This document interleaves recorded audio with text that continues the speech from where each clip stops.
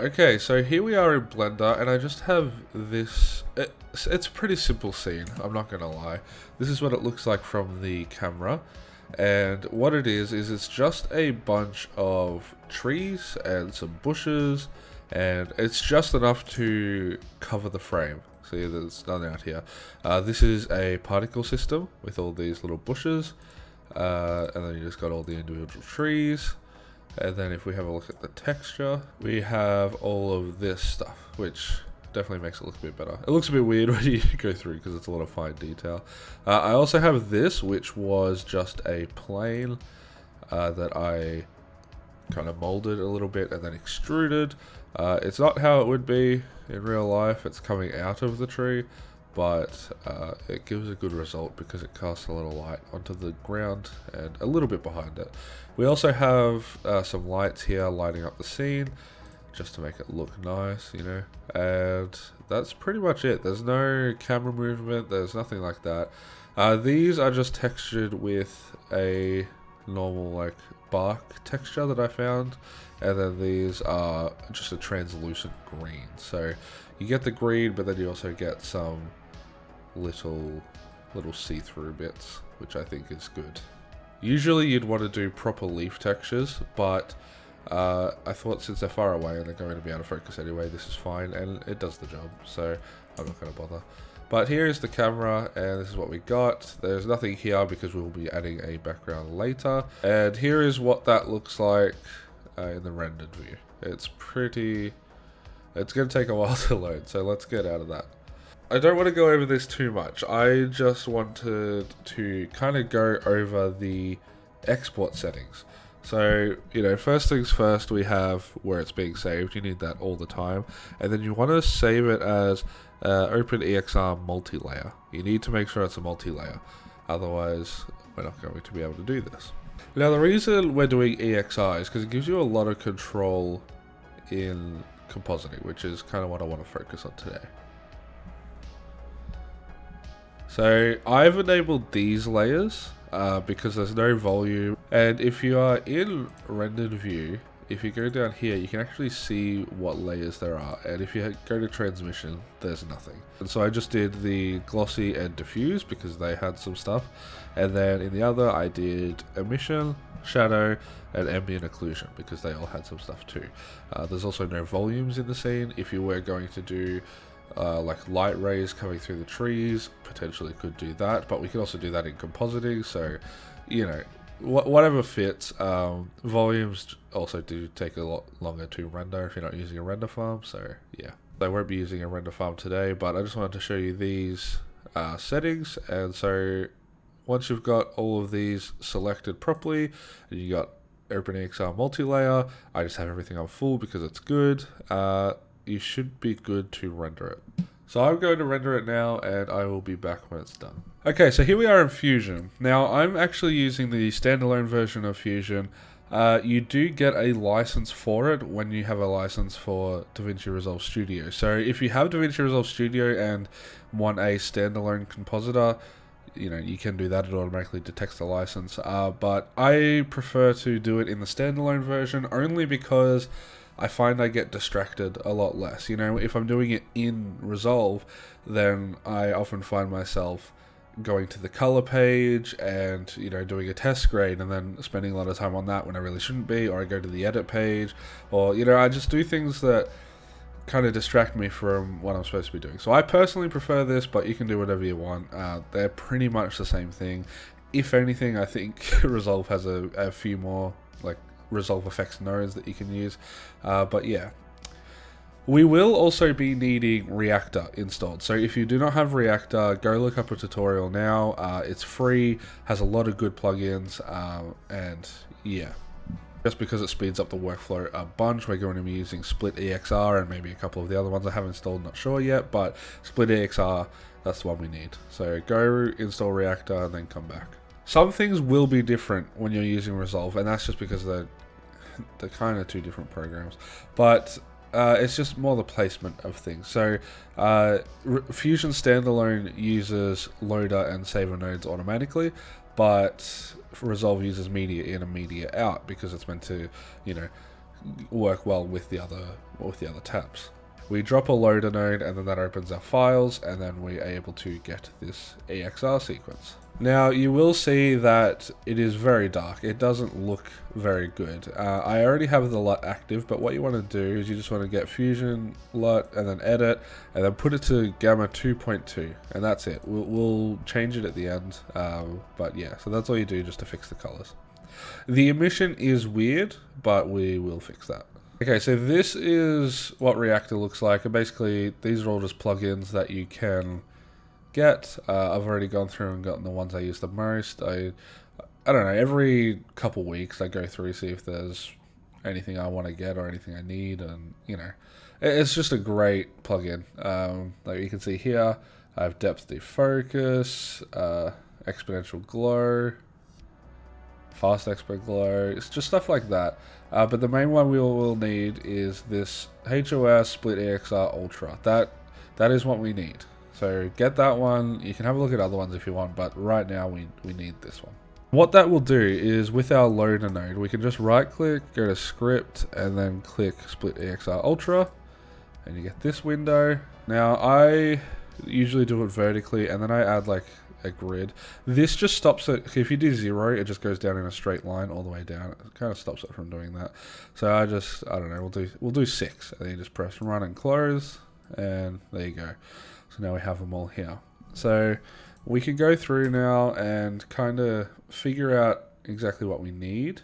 So first things first, we are going to need the stuff to just recreate our beauty pass. So for that we need all the diffuse, glossy, and emission, because we have this. So I'm just going to get those. But it actually has a diagram showing how to recreate your beauty pass. So if we just use that, I will place that on the screen. We need a channel boolean right here. Okay, so now you can kind of delete everything. We won't be going into all of this other stuff right now. But we do have this combined one, and I'm just going to merge a background node behind it, and I'm going to set it to, let's just say white. Then I'm going to use this one because as you can see, this actually has the alpha channel. I'm going to set that to the mask. Don't forget to put a resize node so that your background actually fits. Now we have this here, so the background is actually cut out, which is going to be useful for later. We have our beauty pass recreated, and then now it has the alpha channel. So what do we do now? Well, first things first, we need to add another loader node, and now we need to find the footage that we're going to be keying. I'm turning the LUT off for now, just because this is actually what it's supposed to look like. So I'm just going to turn that off just while we work on the key. As you can see, I shot this. The green screen is not that even, honestly. It's pretty bad, and there is some weird stuff going on with the hair over here. It's not horrible, but I don't think we're going to be able to get the cleanest key. This light is here to obviously blend it into the scene more, which does work, but you know, we might have some trouble. So this is going to be a pretty intense key. We'll see what we can do, and I have some tactics to cover it up just in case it doesn't really work. Just laying out the node tree, we're going to need a delta keyer. We're going to need a clean plate. And then what we do is we need to plug this into both of them, and then we can start working. So on the clean plate node, I have this in this viewer. We grab this thing, and there we go. Now, as you can see, honestly, the key isn't bad, but it could definitely be better. Let's fine tune this key. Anything outside of this circle isn't going to matter. So if you notice some weird stuff going on here, don't worry about it. All we need to worry about is her outline. We need to make sure that it is good and it's working well. And as you can see, it's not really. We got some weird issues going on, especially with the hair. But yeah, that is what we need to worry about, because we're going to roto out this green screen shape anyway. So, you know, don't worry. If stuff out here looks funky, just don't worry about it. If we click fill here, it's a little weird. So there's still some black coming in here, which we don't really want. So if we just erode that just the tiniest bit and then fill it again, it's we need to, again, we only need to worry about here, and it's mostly alright. There is like the tiniest bit here, literally like a pixel's worth. And okay, so that cleaned that up. And don't forget, this isn't the actual key. This is just making a clean plate for the Delta Kia. So that's pretty good, honestly. I'd be happy with that. The only reason we still have some of this stuff here is because of the shadow, as you can see here. And look, there's a little bit of green stuff, but I don't think we can really change that much. Not really, no. And make sure you leave it on fill, because that's going to help. Go onto the Delta Kia, and first thing we want to do is plug the output of this into this pink input right here. And that is the clean plate. Now, as you can see, that's already done a pretty good job. We will need to refine it a little bit, but man, that's not bad. It looks pretty solid. That's actually very surprising. Alright, so what I'm actually going to do is I'm just going to change this to burnt, which, maybe not burnt, maybe well done. I honestly think this might be fine. It looks a little bit weird, but we're actually going to be changing this red to more of an orange, I think. So I think that would probably be okay. If we do change it to burnt, it does look better, but up here it gets a little bit dark. We can work around that, but you know what? Let's keep it at burnt for now because it keeps most of it looking good. Even though there is a little bit of wonkiness up here, we thought there was going to be anyway, so we can deal with that when it comes. I will show you what happens if we don't keep this on fill though. As you can see, it gets weird edges. You know, there's a lot of haloing going on. We get fill, gets rid of them. So that was actually a surprisingly easy key, so now we can move on to the next part. Well, if we merge the output of this over to this,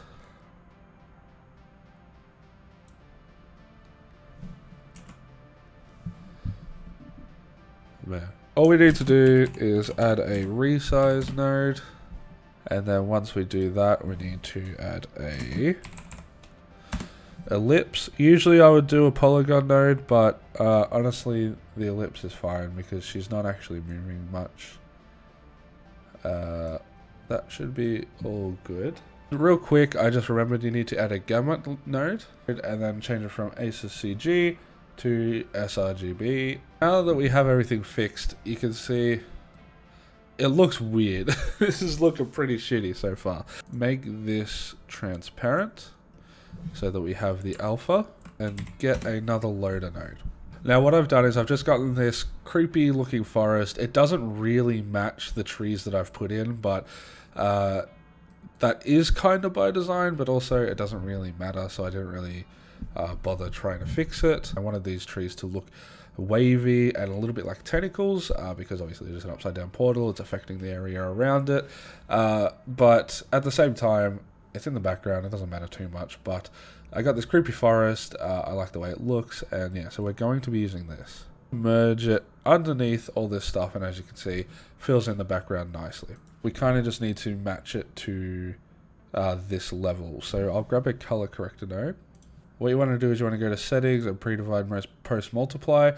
We will be doing that a lot, but I'm showing that to you now just so it doesn't affect anything outside of the alpha channel. But this doesn't have an alpha channel, but I'm going to show you now anyway, so you remember to do it.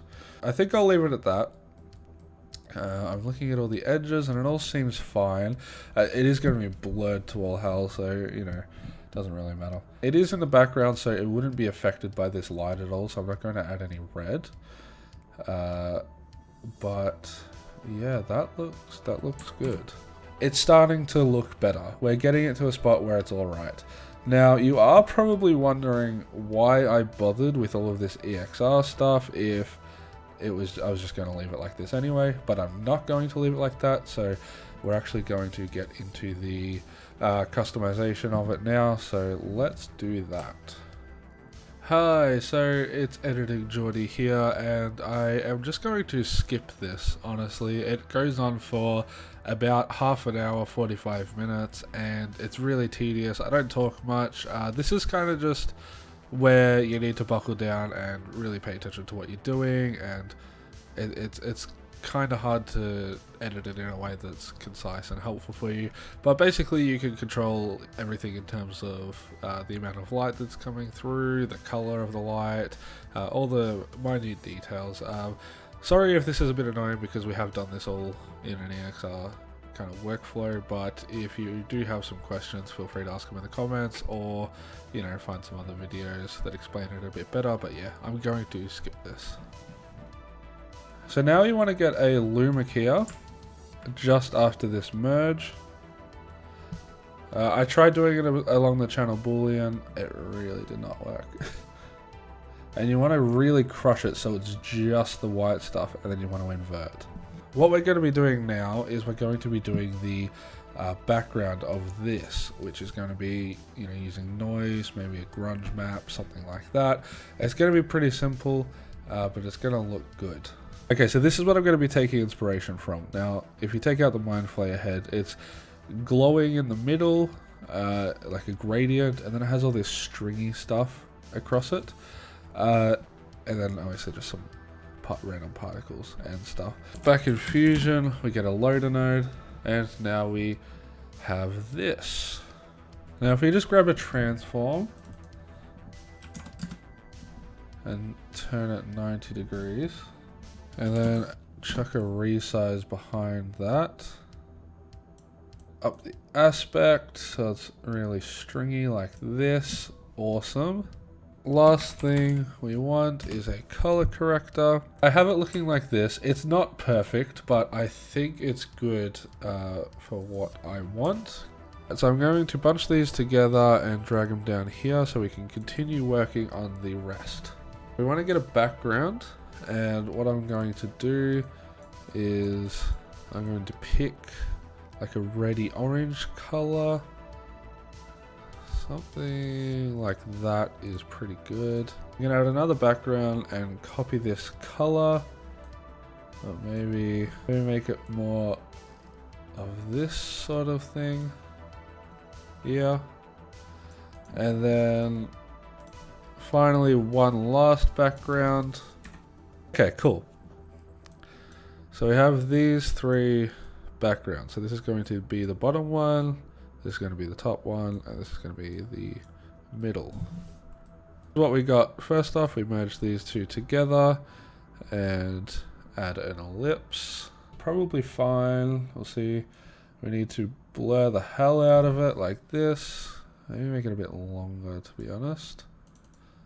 Okay, so we've got this going on, which I like. So then we merge these over. We add another ellipse. Except this time we want it to be very, very small, because this is like the hotspot. This is the center of everything. That's looking a bit better, I think. Again, it's not going to be perfect, so don't stress. This is what we got now, and I think that looks pretty good. But what I'm going to do is I am going to do this. Basically, you just want to make it look like a gradient. So I'm just going to make some final touches. Now I'm going to add a fast noise node, so you can see what's going on here. This is pretty much all where the tree is going to be. So we need a kind of a scale. We need kind of scale to that. We want it to be like a dark red orange sort of color. And I'm going to add a transform node, stretch it a little bit, because remember we want it to look like all of that stuff. Now you just mess with the blend. You just want it to give it a little bit of texture. You don't want anything too crazy because we do have this stuff over here. Merge this. As you can see, looks gross. We need a transform node. I'm going to set this blend mode to multiply, so we're just left with this stuff. And just get it looking nice. With this grid warp, you kind of just want to give it some waviness. You want to make it look like it's kind of dripping. Now, as you can see, we got all this stuff. It's not perfect. We do still need to change it. Okay, then in a color corrector node, you want to give it a bit of this reddy orange stuff, and then maybe change the blend a little bit. I'm honestly gonna add a blur. Right now I'm going back to just affect the shadows, add some more texture to it, and as you can see, it's looking pretty good. Okay, so I've got this to a point where I'm happy, and now just for the last little bit of detail, what I've done is I've just duplicated everything I just did and then just changed it up a little. This one is going to be barely visible though. I've just cleaned up my node tree a little bit, and now we have this. Now we are officially on to making the final adjustments for our character. Now this is mainly just going to be color correction, but then at the end I am going to use some transform nodes to kind of change things around a little bit. Okay, so I'm just going to go in with a color corrector first. And basically all we want to do is we want to make sure all of this matches. As you can see, she looks a lot more blue. The red is nowhere near as saturated as it should be. And overall, it's kind of just a bit wonky. So the highlights will be affecting her hair, so we might as well fix that now. I do want to go for more of an orange look, kind of like this. It's not a huge difference, but I am happy. And then finally, I did the last little adjustment on the shadows, and I think we're pretty good. One thing you can see is that her darkest point does not match the darkest point of the footage. So we can either raise up the darkness level in the footage or put hers down. And I think we might try putting hers down, honestly. Now, it's not by much, but maybe like that. And there we go. She's definitely looking a lot more like she's in the scene, which is good. Her hair actually looks pretty good. It's a little weird, but that'll probably be fixed with glow, so we'll leave that for now. We're looking pretty good, honestly. I'm happy with this. Today you want to add a transform node here. And to be honest, we might have that there, just so we know what's going on. Move it more over here, which I think I might do, but I will need to scale it up a bit. I'll also add a transform node here. So I want to see as much detail as possible, which is going to be a little hard because, you know, she's kind of in front of it. I think that's the way to go. Something like this, maybe down slightly, because this has a lot of darkening around it, but you can't see that when it's against a dark background, obviously, and we want that to look the best it possibly can.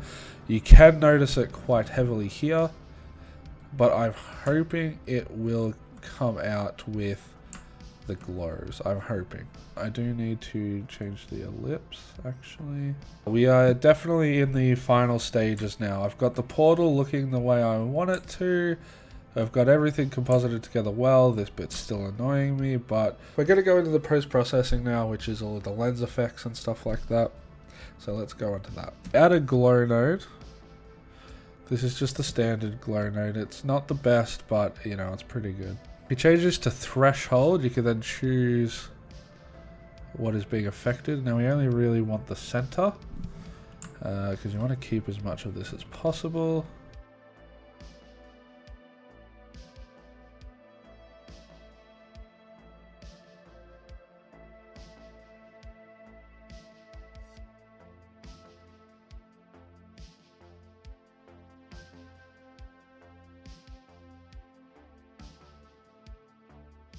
Okay, so finally, all you need to do is add a saver node.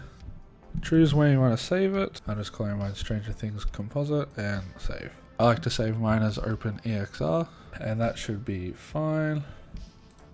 And then you just come over here and click render.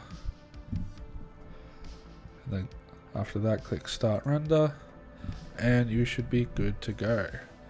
There are a couple things left to do in Resolve, so I will go over to that now. Okay, so here is the final comp, and I did a little bit of sound design in Fairlight in Resolve, so you should be left with this.